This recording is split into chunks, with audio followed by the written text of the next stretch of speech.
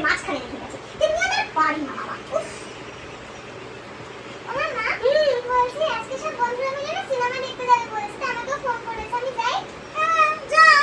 আবার আমাকে জিজ্ঞাসা করছিস কেন? তোর সব বন্ধুরা যাচ্ছে, তুই না গেলে তো সিনেমা হলই ওপেন হবে না। যা। যাই না, এরকম করছো কেন? আমি কি বারণ করলাম নাকি? আমি তো বললাম যা। আমি যাবো না, তোরা যাই, অন্যদিন যাবো।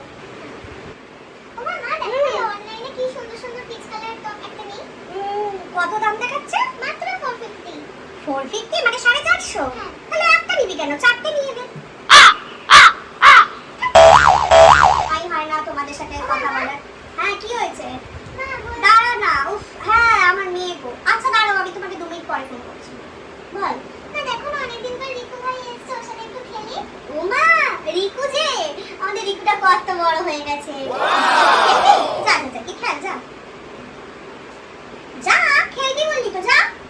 শোন না রিকু, আমার না আজকে পাটা খুব ব্যথা করছে, তুই আজকে চলে যা, তোর সাথে কালকে খেলবো, ঠিক আছে? Tata tata. খেলতে না, আমি বলতে কোনোদিনও। আমি তো তোকে খেলতেই বললাম। আচ্ছা ভালোই লাগছে না পড়তে, এখনো তো 1 সপ্তাহ বাকি আছে। থাক কালকে থেকেই পড়বো একেবারে। কি রে বইয়ের পৃষ্ঠা উল্টাচ্ছিস যে বড়? মা দেখো না আমার না আজকে একদম পড়তে ইচ্ছা করছে না, আমি কালকে পড়বো। ও কালকে পড়বি? কবে পরীক্ষা? এখনো 7 দিন তো বাকি রয়েছে। এ অনেক সময়। দেখে দেখে আজকে আর করতে হবে না। ভালো যখন লাগছে না তাই Oh, no, no, no, no.